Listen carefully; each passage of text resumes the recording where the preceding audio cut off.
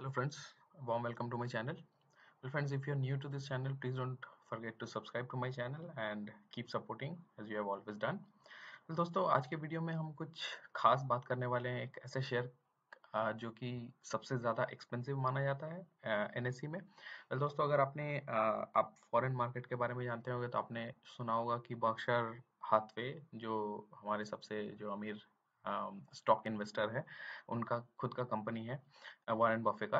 तो उस कंपनी का अगर आप देखें प्राइस तो एक शेयर का प्राइस आपका करीब लाखों में आता है, लाखों डॉलर में मैं बता रहा हूँ। तो इट्स लाइक 1 करोड़ का एक शेयर आप अंदाज़ान मान के चल सकते हैं। बट ये एक दिन में नहीं बना है, डेफिनेटली वो एक ग्रोथ स्टोरी है जो 20-30 साल में बना है। सिमिलरली वैसा ही कुछ ग्रोथ स्टोरी हमारा इस कंपनी जिसके बारे में मैं आज बात करने वाला हूँ MRF उसका है। अगर आप देखें MRF जो कि इंडिया में ट्रेड कर रहा है लाइक ऑलमोस्ट कंपनी 96 की है बट ट्रेडिंग स्टार्ट हुआ है 2000 में। तो आज 20 साल ट्रेड कर रहा है कंपनी एंड 20 साल में उसका ग्रोथ हिस्ट्री आप इस ग्राफ में देख सकते हैं। ऑलमोस्ट 100-150 लेवल पे 100 रुपया 200 रुपया के लेवल पे ये ट्रेड होता हुआ नजर आया था जब ये लिस्ट हुआ था। एंड आज के डेट पे ये 57-58 थाउजेंड पे ट्रेड कर रहा है, जबकि ये पेंडेमिक सिचुएशन आने से पहले ये अपना 81-82 थाउजेंड तक जा चुका है। तो ये कंपनी इंडिया की सबसे महंगी कंपनी है, सबसे महंगी कंपनी जो शेयर मार्केट में ट्रेड होती है। बट इस वीडियो में हम ये जानने की कोशिश करेंगे कि एक्चुअली ये सही में महंगी है या जस्ट बिकॉज प्राइस इसका बहुत ज़्यादा है we think that it's very expensive. तो एक एक रियल लाइफ हम थोड़ा सा इसका एग्जांपल भी देखेंगे, इसका क्या रिटर्न आ रहा है, कैसे इस कंपनी ने रिटर्न दिया है, कितना डिविडेंड दिया है, ये कंपनी अच्छी है नहीं है, इन्वेस्ट करना है नहीं चाहिए। तो ये सारी चीज़ें के बारे में हम थोड़ा सा डिस्कस करेंगे इस वीडियो में। तो आगे बढ़ते हैं। तो सबसे पहले थोड़ा सा बेसिक इसका फंडामेंटल एनालिसिस करते हैं। और आप देख सकते हैं इसका मार्केट कैप है almost 24,000, whereas cash reserve is 10,000 crore. आप देख सकते हैं ऑलमोस्ट 50% इसके पास कैश रिजर्व है। अगर आप इसका सेल्स देखें लास्ट 5 ईयर्स का, it has given almost 6% return and promoter holding is 28%। Company का बेसिक जैसा कि मैंने आपको पहले स्लाइड में ही बताया, ये कंपनी इस साल अगर आप देखें ये इसने जो लोग ये टच किया दैट इज समवेयर अराउंड 50,000, वेराज जो हाई था इसका 73,000। सो ऑलमोस्ट आप देख सकते हैं 50 से 73 माने 40% का इसका मार्जिन में इसका फ्लक्चुएशन होता है। अगर आप पल टाइम हाई देखें तो ये जब कंपनी ने ट्रेड करना स्टार्ट किया था तो 171 की थी, बट आज के डेट पे ये 57-58 पे चल रही है। बट अगर आप ऑल टाइम हाई देखें तो जो कि शायद 2018 में करीब करीब मिडिल ऑफ 2018 में उसने ये प्राइस ट्रिगर किया था, दैट वाज 82,000 अप्रोक्सीमेटली। तो कंपनी का अगर हम बेंजामिन ग्रैहम के फॉर्मूला के हिसाब से अगर उसका फंडामेंटल एनालिसिस और उसका डेटा पॉइंट्स के हिसाब से if you try to calculate the intrinsic value is coming somewhere around 40,000, जो कि मैंने कैलकुलेट किया है using the earning per share and growth percent. तो आप देख सकते हो कंपनी का जो इंट्रिंसिक वैल्यू है उससे काफी हद से ज्यादा वो ऊपर ट्रेड करते हुए नजर आ रही है। बट उसके पीछे एक रीजन है, कंपनी का फंडामेंटल बहुत ज्यादा स्ट्रांग है, कंपनी के लेवल का कंपिटिटर मार्केट में नहीं है। तो company as a whole is very massive.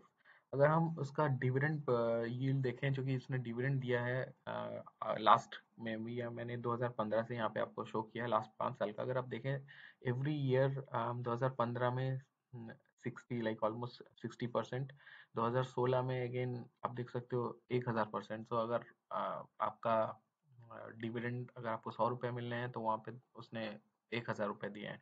2017 में अगर आप देखो इट्स अगेन 540, सो 54%, और यहाँ पे आपका हो गया 540%, 30%, 30%, सो 600% डिविडेंड दिया है। 2018 में अगर आप देखो अगेन 600% दिया है। तो आप देख सकते हो इट्स लाइक दी जो डिविडेंड डिस्ट्रीब्यूशन पैटर्न है हमारे का, इट्स मैसिव। 600-700%, इट्स लाइक जहाँ पे कंपनी 5%, 10%, 20%, 50% तक डिविडेंड देती है, वहाँ पे ये कंपनी 500-600% डिविडेंड दे रही है। 500-600% डिविडेंड इज मैसिव। लास्ट 5 साल में तो उसने दिया है। 2020 का अभी तक पता नहीं है क्योंकि 2020 अभी तक उतना पैटर्न रहा नहीं है। होपफुली 2020 में उतना डिविडेंड ना मिले। बट थोड़ा सा एनालिसिस करने की कोशिश करेंगे कि ये जो एक्चुअली हम शेयर के बारे में बात करें MRF, is it really expensive? जो 50-55 हज़ार पे एक शेयर मिल रहा है तो इज इट रियली एक्सपेंसिव?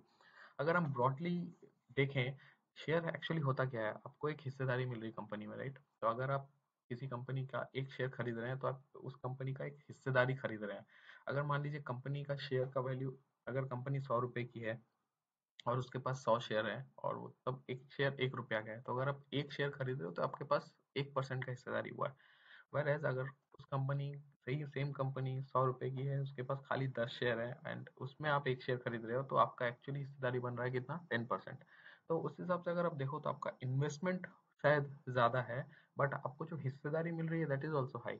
अगर हम नॉर्मल 4 कंपनी का मैंने यहाँ कंपेयर किया है, जैसे कि अशोक लेलैंड अगर हम देखें तो उसका मार्केट कैप है 12,000 करोड़, और उसके पास जितने अभी शेयर्स हैं that is somewhere around 300 crore के करीब शेयर है। तो अगर हम शेयर, अगर पर शेयर उसका प्राइस निकाले तो ये 44 के करीब आता है। तो यहाँ पे क्योंकि वो डिसिमल में बहुत ज़्यादा हो जा रहा था, तो मैंने यहाँ पे एज्यूम किया कि आपके पास 1 करोड़ शेयर है, आप बहुत बड़े HNI हैं, आप बहुत बड़े फंड हाउस से बिलोंग करते हैं, रिटेल इन्वेस्टर की तो मैं बात ही नहीं कर रहा हूँ। अगर आप बहुत बड़े फाइनेंशियल ग्रुप से बिलोंग करते हैं, if you are holding 1 crore shares of Ashok Leyland, so you actually have 0.0034।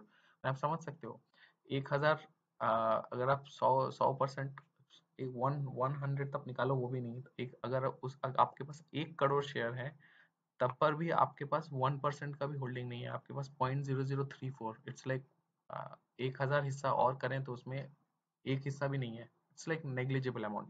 Same अगर हम टाटा मोटर्स का देखें, उसमें भी उसका पर कॉस्ट अभी 84 आ रहा है, वेरएज अगर आप उसका परसेंटेज वाइज देखें उसका भी मिलता जुलता अशोक लेलैंड के साथ सेम।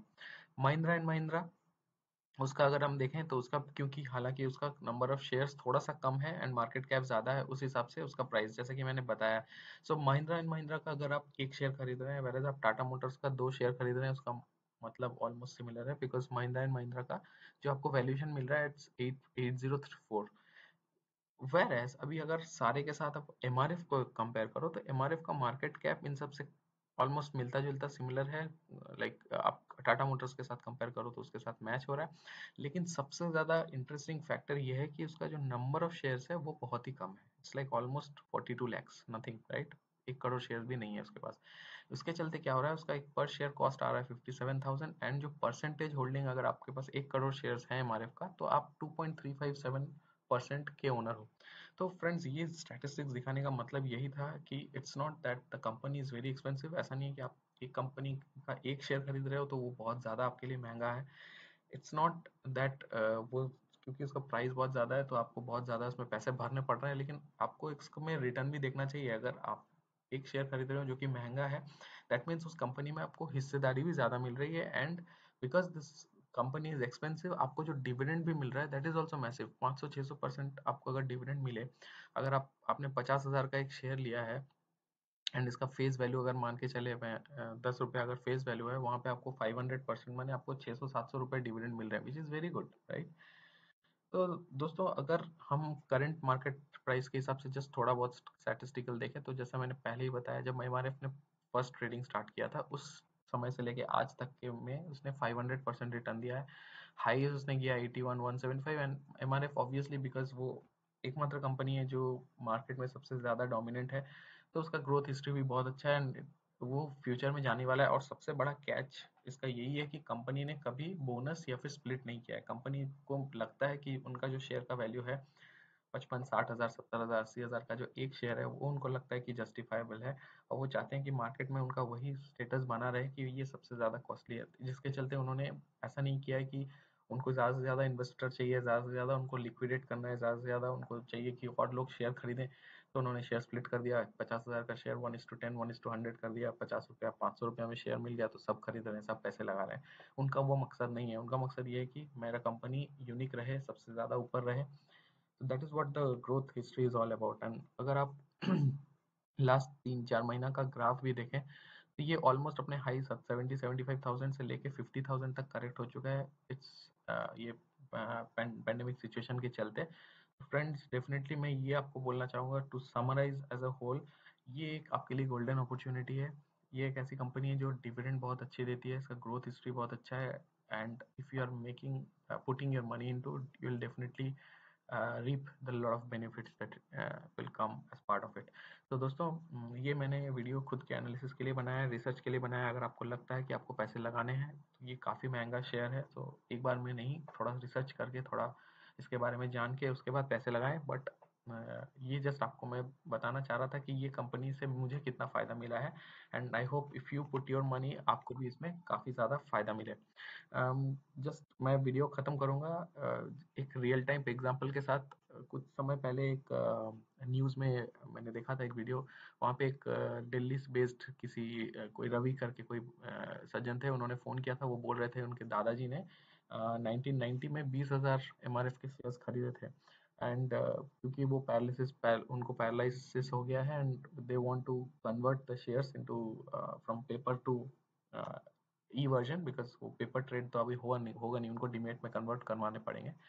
तो वो उन्होंने एक न्यूज़ चैनल में फ़ोन किया था, and then we actually found out that उनके दादाजी ने जो 1990 में इन्वेस्टमेंट किया था, 20,000 शेयर्स खरीदे थे एमआरएफ के, उसका आज का जो वैल्यूएशन है that is coming somewhere around 130 crore. तो आप समझ सकते हो क्या ग्रोथ हिस्ट्री दिखाया है। तो ये जो ग्राफ में भी जो ग्रोथ आपको दिख रहा है कंटिन्यूअसली, इट्स समथिंग यहाँ पे शायद उन्होंने इन्वेस्ट किया होगा 1990 में, एंड आज के डेट पे वो यहाँ पे ट्रेड करता हुआ नजर आ रहा है। तो डेफिनेटली ये एक ऐसा शेयर है जो आप अपने फ्यूचर जनरेशन के लिए छोड़ के जा सकते हैं, एंड इसमें अगर आप पैसे लगाएं तो आई एम श्योर आपको अच्छा खासा रिटर्न मिल सकता है। तो मेरा कहने का मतलब यही था कि शेयर को जस्ट उसके प्राइस के हिसाब से जज ना करें। अगर प्राइस ज़्यादा है इसका मतलब ये नहीं है कि शेयर बहुत महंगा है। मतलब हो सकता है कि उसके वैल्यूएशंस बहुत अच्छे हो, उसके नंबर ऑफ शेयर्स मार्केट में कम हो, that is why it is very expensive. तो friends, if you have like this video, मुझे सब्सक्राइब करना ना भूलें, क्योंकि आपका सब्सक्रिप्शन ही मेरे लिए इंकरेजमेंट है, एंड जितना आप मुझे सब्सक्राइब करोगे उतना मुझे इंकरेजमेंट मिलेगा कि मैं आपके लिए नया नया इनोवेटिव कंटेंट एंड टॉपिक लाता रहूँ।